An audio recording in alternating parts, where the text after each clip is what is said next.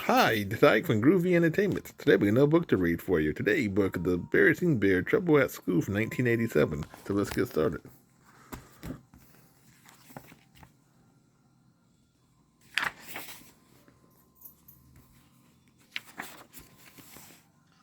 Though brother and sister bear were usually very healthy, they occasionally caught cold. So when brother came home from school one day, sneezing and wheezing, Mama Bear knew just what to do. She took his temperature, tucked him into bed, and went right to the phone and called Dr. Grizzly.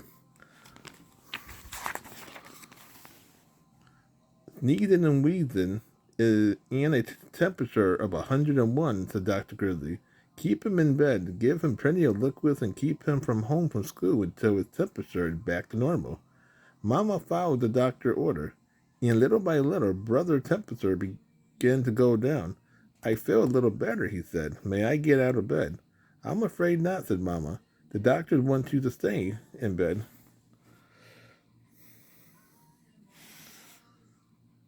But there's no reason why your stay shouldn't be as pleasant as possible.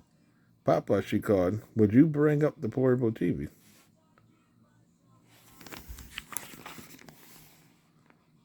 The portable had remote control, and pretty soon Brother was having a fine time switching from one cartoon show to another. When he tired of TV, he got out his comic books, and when he tired of those, Mama bought him his dinosaur collection. There was no doubt about it, except for his sniffles. Brother Bear was having a pretty good time. So when Sister brought home a folder of schoolwork for him, he hardly looked at it. He was much too busy having fun. But while he was at home having fun, his fellow students at school was hard at work in the classroom where Teacher Bob was teaching a new math lesson. They had learned to add, subtract, and multiply. Now they would learn division.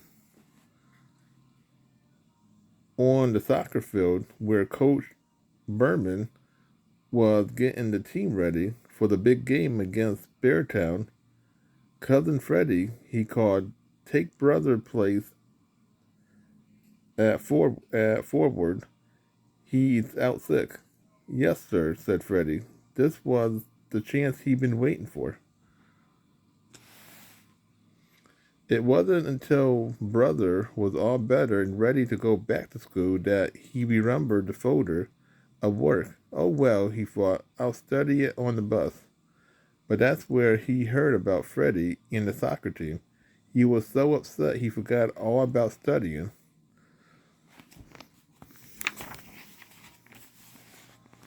When Coach Bremen had extra Patricks during early gym, brother became even more upset.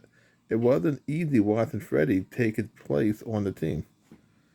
Then when brother got back to class, Teacher Bob said, I certainly hope you studied that work folder because we are going to have a quiz. A quiz, said brother. Oh, what? On what? On division, of course, said Teacher Bob as he handed out the quiz papers. Brother might have managed even then.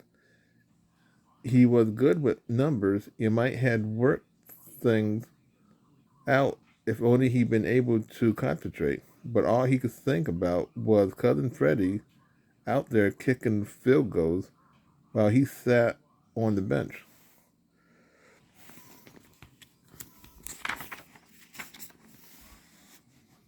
The quiz was a disaster. Not only did Brother get every problem wrong, but Teacher Bob wrote on the paper, very poor, must be signed by parent. Brother didn't know which was worse, the soccer mess or the quiz disaster. What could he say to Mama and Papa when they asked him how things had gone at school? He was so busy feeling sorry for himself on the bus ride home that he didn't notice that Sister was coming down with a bad case of the sneezing and wheezing. Oh dear, said Mamma, when she saw her sister. You caught brother cold. Into bed with you. She and Papa was so busy attending to sister that they forgot to ask brother how things went at school. And he didn't tell them.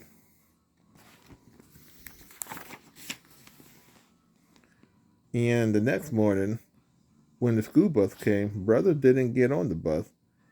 He hid in the tall grass until the bus was out of sight. The squirrels and bluebirds would puzzle. Brother was usually happy and cheerful, but not this morning. This morning he looked unhappy and angry too. Phooey, brother shouted, kicking a stone. But kicking the stone reminded him of soccer, and that just made him angrier. The bluebird took off, and the squirrels scattered. Phooey on soccer, he shouted, stomping through the woods. Stomp, stomp, stomp. Grasshopper hopped.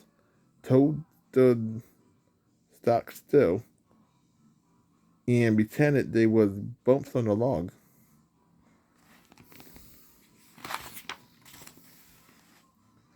Phooey on school, brother shouted, stomping out of the woods. Pansy hid their face. Ladybug flew away home, and he said, reaching into a school bag, Phooey on division. He had come to the top of a big hill. He took out the quiz, folded it into a paper airplane, and sailed it high into the air. The hill overlooked a swampy, overgrown bog. As brother watched the quiz circle and souped, he noticed something out of the corner of his eyes. A familiar house at the edge of the bog.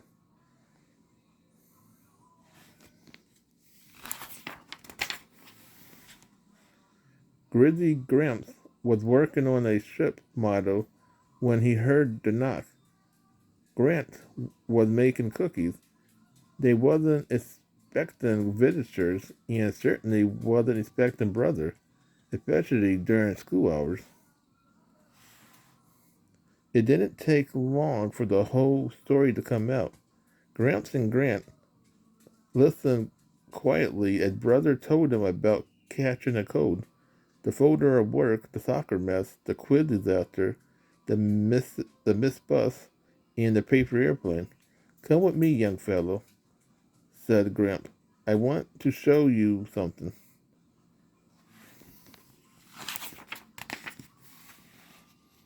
Gramp took brother by the hand and led him deep into the bog. There, he said, that's what I want to show you. It was a very odd wagon stuck almost out of sight in a muddy pond. How did it get there? Asked brother. It wasn't easy, said Gramp. I went to a lot of trouble getting that old wagon into the swamp.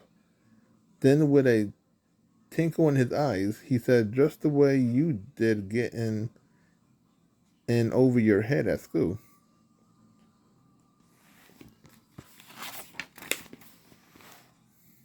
It happened a long time ago when I took a wrong turn, just the way you did when you didn't study that schoolwork that teacher Bob sent home. Well, instead of admitting my mistake and backing up, I just pushed ahead until I was in so deep there was no getting out. And you lost the wagon, said brother. Yep, said Grimp, but I learned a valuable lesson. If you find yourself on the wrong road, don't just keep on going until you are over your head. Back up and start over on the right road. How am I going to do that? Asked brother. Oh, I think we can manage. But first, look over there, Gramps said, pointing. There it was, the paper airplane, caught in the berry bush.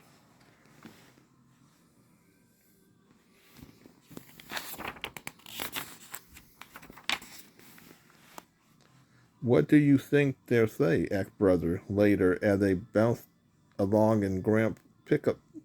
We'll find out soon enough, said Gramp, pulling to a stop in front of the big treehouse.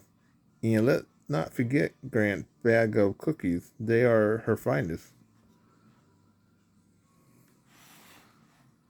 Mama and Papa wasn't exactly pleased when they heard about the big mess Brother had gotten himself into, but they didn't holler and pound the table either.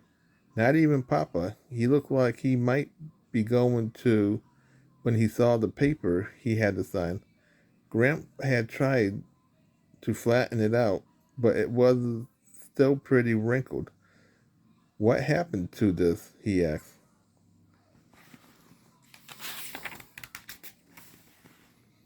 Oh, said Gramp, it just sort of got folded a bit. That's when he brought out Grant cookies. There were 10 of them. Let's see now, he said. There are 5 of us, counting sister, so how many cookies do we each get? 2, of course, said Brother, dividing them up. Don't look now, young fellow, said Gramp, with a wink, but you just divided 10 by 5. Is that all there is to dividing? Said Brother. That's all, said Gramp. Come along, said Mama, in a no nonsense voice.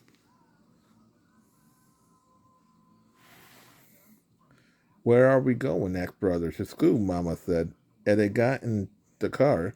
But it's so late, protests Brother. It's never too late to correct a mistake, Mama said, and off they went.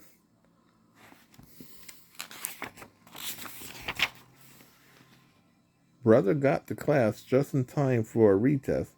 The class hadn't done very well on the division quiz, so Teacher Bob was giving them a second chance.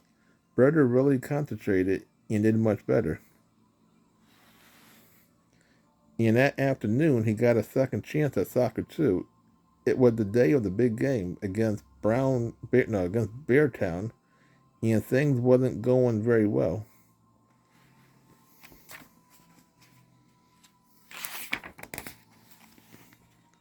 Brother, said Coach Brute, I want you to go in for Freddie.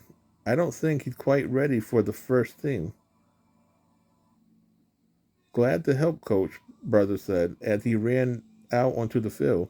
You know what they say, it's never too late to correct a mistake. So that was the Berenstain Bears Trouble at School from 1987. So if you like, subscribe, share, and comment, have a groovy day with another video coming out real soon.